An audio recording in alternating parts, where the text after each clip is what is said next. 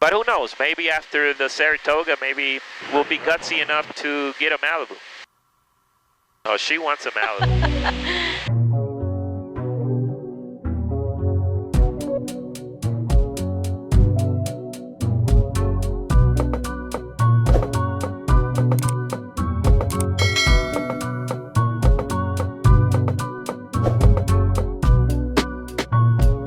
All right, guys, welcome back to Flying Dirty.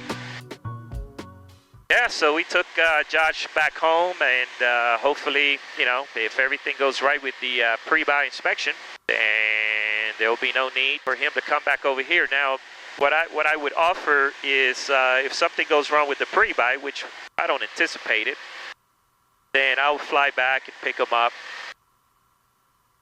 and then he can take the airplane back if for some reason we decide not to buy it.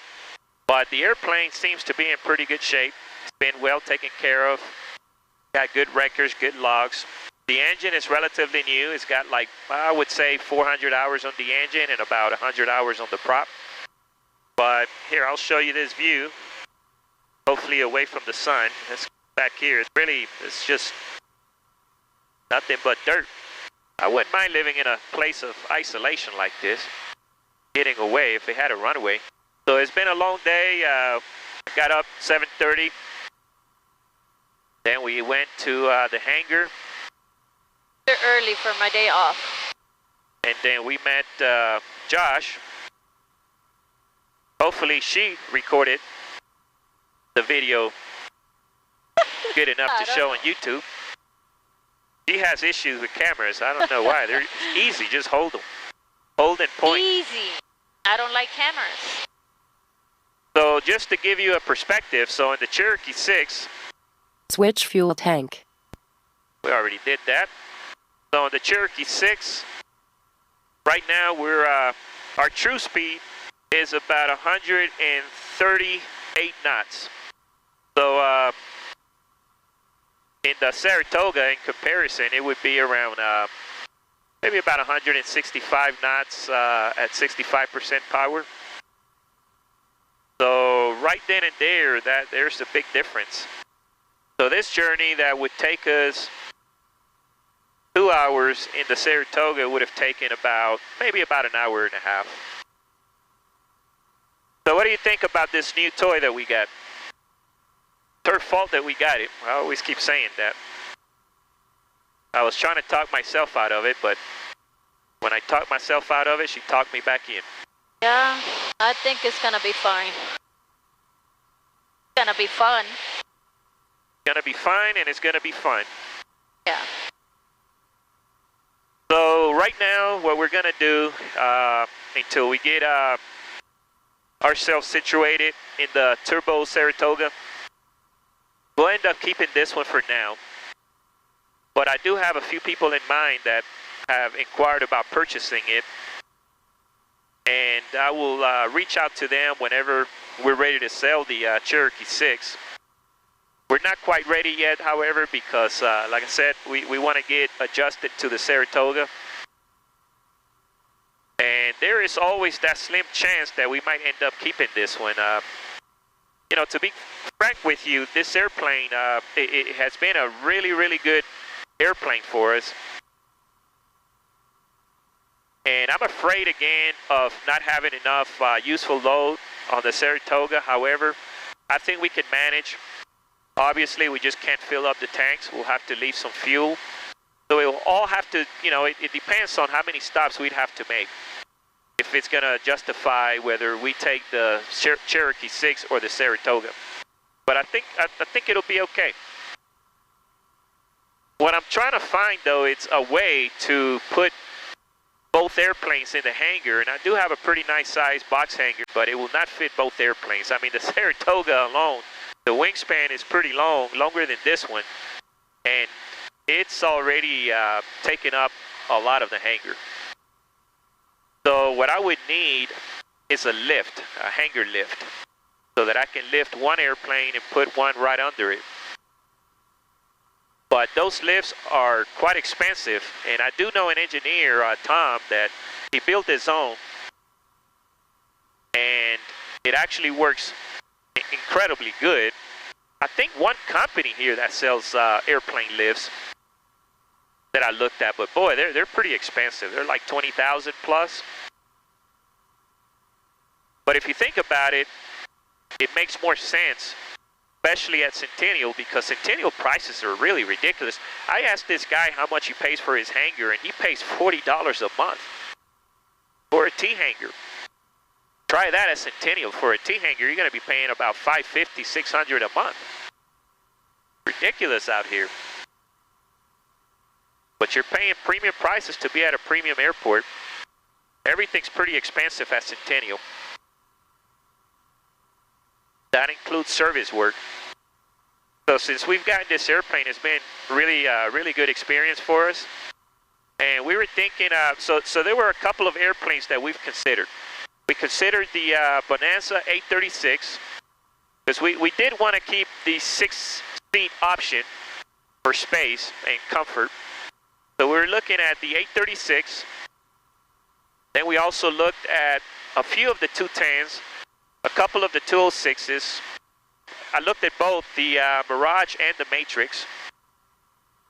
And then I also looked at Saratogas. And out of all of them, we really were set on the Malibu. We really wanted a Malibu. I think that I showed her a video and she fell in love with the Malibu. She's like, I want that airplane. Get it. Buying the airplane is not really the thing. You could buy the airplane, but it's the maintenance and the insurance that's a big factor in the cost, in the ongoing cost of an airplane. So with the Malibu, I spoke with several folks that have Malibus, and also with my mechanic as to what he normally would charge for a Malibu. And he says that on certain occasions, including when it comes to pressurization, he says he recommends that you take it to the people that are specialized in Malibus. You don't want anybody just working on the Malibu. That one is a little more sophisticated. And it has some maintenance requirements or maintenance important issues that you want to look at. So you don't want to just take it to any mechanic. You want to take it to a mechanic that is highly specialized and skilled in working on Malibus, because they know exactly what to look for. Now the Matrix is a little less expensive on maintenance because it's not pressurized. And it's also less expensive on insurance. So we did look at a few Matrix. But my goodness, most of the Matrixes were more than the Malibus, and I would think it's for that reason, because people don't really want to pay the premium of having pressurization. However, if I get a Malibu, it would be for the pressurized cabin. But who knows, maybe after the Saratoga, maybe we'll be gutsy enough to get a Malibu. Oh, she wants a Malibu. That's gotta be next. Yeah, she wants a Malibu. So there are a couple of options on the Cherokee 6. We may keep it. I'm going to think about it very hard. If we could find a place to park it, because, like I said, we'll need either a lift. If anybody knows a person who's selling a lift for airplanes, let me know. I might be interested in one of those. So we'll have to figure out parking for both airplanes. I definitely don't want to, I don't want them sitting outside. The other thing to consider is maybe an airport like off boundaries, like a little bit, like he was talking about, well, you can park it here, but man, I don't want to fly 2 hours just to see the airplane. That takes my whole day away.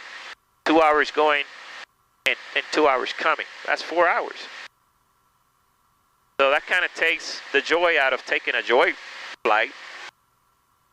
And I know that if I were to leave one of the airplanes there, I know that it'll sit there for a while until I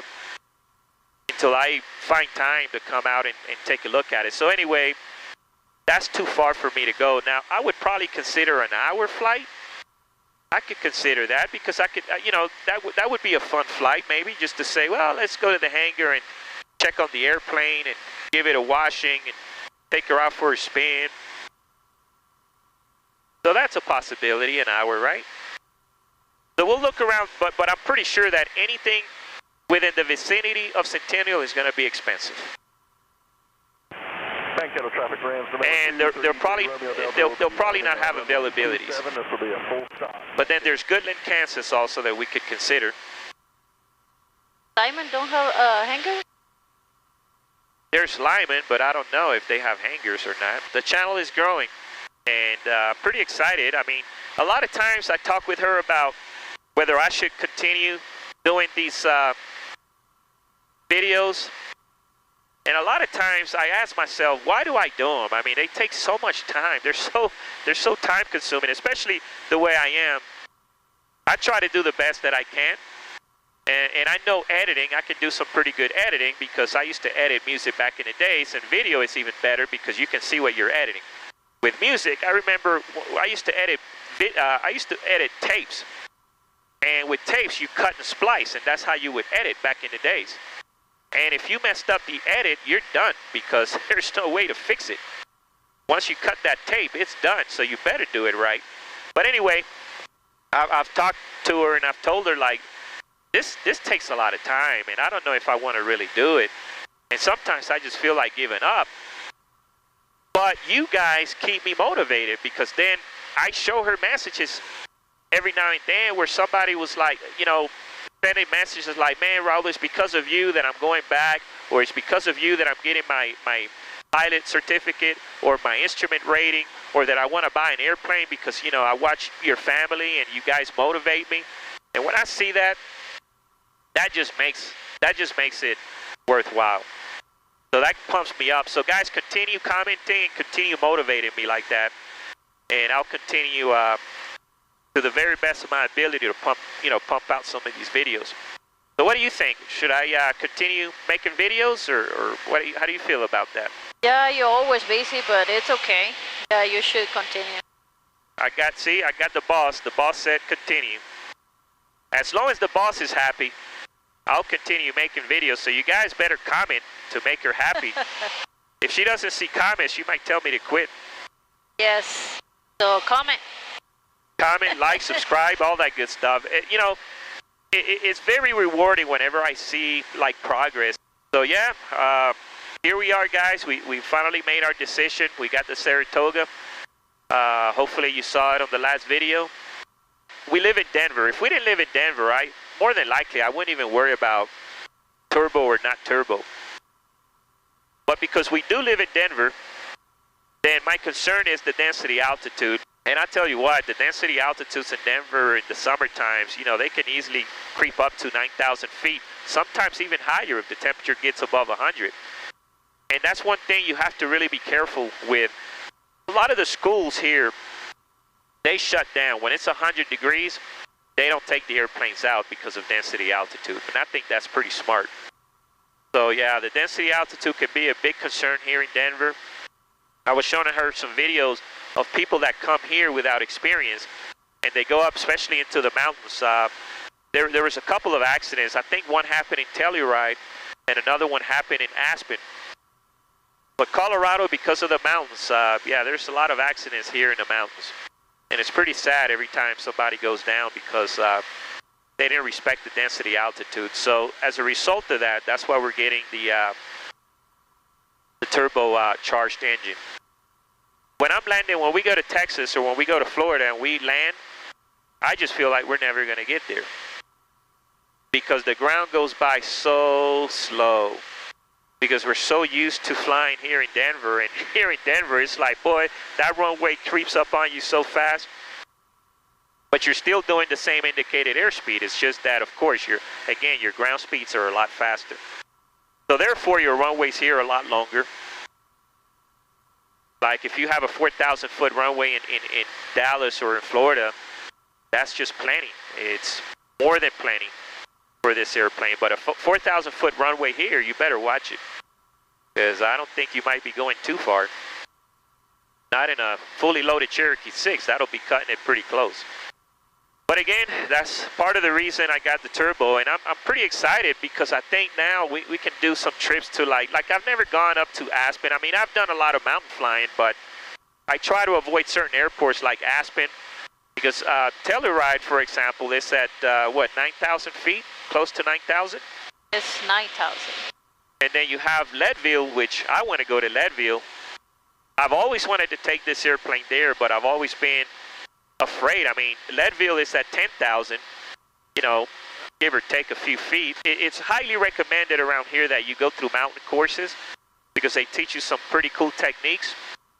If you're not used to density altitude flying, take some good practice before you come up to these mountains and fly around here, because I see people get in trouble often than not. A lot of times, the thing with airports in high elevation also is that you want to take off sometimes with a tailwind.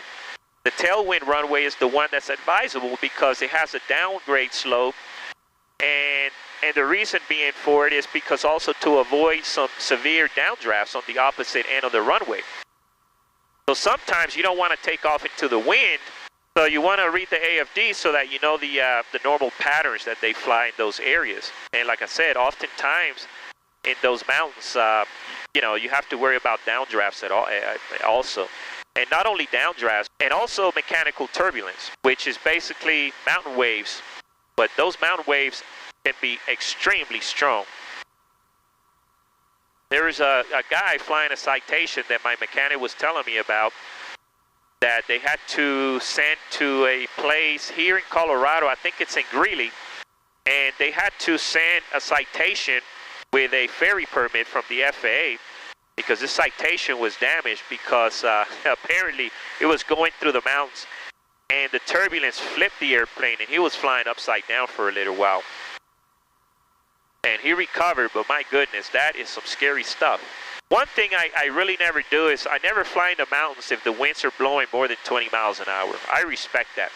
Because if they're blowing 20 miles an hour, then you have to count for the up and down draft. So when the wind comes down, it's gonna gain speed and it's gonna want to take that airplane down. But on the other side, when the wind goes up, that's when you ride it and you use that for your climb. But yeah, we're looking forward to going to places like Telluride, Aspen, and all of that. Well, we're cruising right along about an hour and a half. We still have some pretty strong headwinds, 26, hitting us directly. So yeah, I kind of figure that. Gonna slow us down a bit. But it's not too bad. Después de ver, like, it was like what, 60? Huh? Way back from Florida, it was 60, the winds. Oh yeah, one time on our way back to Florida, the winds were up to 60. Headwind. We were doing like 105 miles an hour above the ground. I almost cried that day. Ugh. It was painful. Could have driven a car and gotten home faster. Maybe not that fast, but you're gonna feel more faster. But and now here we are. We don't want to drive anymore. Now we just fly. now 2 hours you feel forever. Oh my goodness, we're good. Imagine that. We're so spoiled that now we want a faster airplane. Oh yeah. I told her on our trip coming here that we got into the Saratoga and now it's going to be faster, and before you know it, give us about 3-5 years, we'll want something faster. So we'll probably buy a jet. You know, trips in these airplanes is so much peaceful and so much fun. I really enjoy it. It's also a blessing for me to be able to share this with the family. That's the best gift of all. Oh yeah. And you can compare these to deal with traffic and like crazy people around. Traffic and lights. Oh my gosh, it seems like I have bad luck for lights. I think that for some reason there is like a Raoul detector or something like that where the lights see me approaching and they just like pick on me and they turn red on purpose. It's just how it feels, because every time I get at a light, it's like I think I'm gonna make it, and then all of a sudden it turns red. So with the Saratoga guys, stay tuned because we should have some pretty cool videos coming now. And then what we'll do is we'll interchange. We'll change out between the Cherokee 6 and the Saratoga so that you can see the difference between how both respond. I think that'll be something pretty cool to do. See some videos, you know, regarding the differences between the two. And then you'll also get to see the difference on how they respond with density altitude. So I want to make a few of those videos for you, so that way if I can help you make a choice and a determination on which airplane to get, hopefully I can help you out with that. Take advantage, guys. Take advantage while you can. Because pretty soon we'll be flying that big old jet, 40,000 feet, man. I ain't going to have time to be filming videos at 40,000 feet, man. Yeah, I used to be a Trekkie also. When I met her, I had her watching Star Trek every day with me. And she got hooked on Star Trek. Yep. Like, used to hate flying. See, here I am, hook up. You know, I gotta tell you guys a funny story. This is when she realized she was in trouble. When I met her in Dallas, I want you guys to guess where I used to take her out to picnics to. And not only where I took her out to picnics, but where I engaged. Oh my goodness. That's when she realized she was in trouble. Like I said, I've always been into airplanes, and I don't know if they still have that open for the public with the recent things that have gone on. I don't know. Hopefully it is, because that's a pretty cool spot. And then when I met her, I'm like, man, I'm going to take you to a picnic. And where do we go? DFW. We'd go there like a lot of weekends, man. We spent a lot of weekends, like either Saturday or Sunday, and just picnic. He always been crazy about planes. To see him buying new cameras just to be there recording the planes. I'm like, oh my goodness. Oh yeah. We got engaged at DFW. And she knew she was in trouble. Yes, sirree. But ask her now how she feels about airplanes. Same as you, I guess. Crazy about airplanes. Yeah. You know, it's pretty impressive when women, and men for that matter, when you support each other. And again, that's why I bought a Cherokee 6 initially, because it was a 6-seater. And at first, she wasn't with it. At first, she was like, when I told her I wanted to buy an airplane, she just looked at me and rolled her eyes and looked at me really funny. 12 miles south, inbound 24. And then the way I convinced her was, check this out. I was like, well, look, we could go to Dallas. We can go to Dallas more often to see her family. And boy, that's when she started buying into the idea a little more.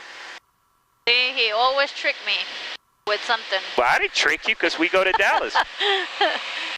We go to Dallas, and we every time we have, you know, some time off, we go over there, or even not just Dallas, you know, we have more like, we can go to places we will not be able to do it if we don't have the plane. Like 2 days, weekend. Yeah, like short weekend trips and stuff like that. If we didn't, like for example, we took it to Yellowstone. And right, it was July 4th weekend. And man, it was so cool, such a cool experience, because we had rented, let me get this rudder here, get this ball in the middle. So I had reserved a room, but the rooms there were extremely expensive. I don't know how much they go for now, but the rates were extremely expensive. And they were going for, I think back then, I knew it was going to be over $1,000, and I don't know if it was for 2 or 3 nights. But it was over $1,000. And I didn't want to pay that much. I'm like, my gosh, man, just for 3 nights? So I started looking at the West Yellowstone AFD, and then I read where they had a free campground for pilots. And I asked her about it. I'm like, hey, maybe we should just go to Walmart, buy some tents, and camp out. And at first, she really wasn't with it. She's like, well, I don't think the kids would like that. But I'm like, oh, no. I think the kids will enjoy that a lot more. And man, that's just how it was. We went to Walmart. We packed the airplane with the tent and camping gear. And boy, did we have fun. That was really fun. And boy, I really have to think hard about what we're going to do with this airplane. What do you prefer to do? I ask her, because if something goes wrong, I can just blame her. Always. Do what? To keep the plane? To keep both? I mean, what do you think we should do? You think we should get rid of this one Not yet. They had to wait at least 6 months. You heard the boss, guys. We have to wait at least 6 months. That's the boss. That's what she says. That's what we're going to do. In order for me to spend money on my hobbies, I got to keep her happy. If the boss says until 6 months, 6 months it is, doggone it. We don't argue with that. So you heard it from her. 6 months. Yeah, we'll have to see how it works out because, like I said, we have to have a space. You know, if we can't find a lift, then I don't know what we're gonna do, to be honest with you. All right, guys. So we're making our approach into Centennial. 500. There's 500. Approaching minimums. So it turns out that I can fly faster than I can edit videos. We've already been flying the Turbo Saratoga and the performance has been incredible. I've done several dual flights with a buddy instructor of mine, and I've also done several solo flights.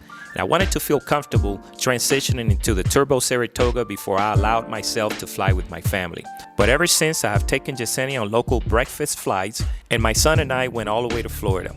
And I can tell you that the Turbo Saratoga is in a different class of flying than the Cherokee Six. The trip to Florida was 3 hours faster, and we flew at altitudes above 17,000 feet. I also got a chance to use the built-in oxygen for the very first time.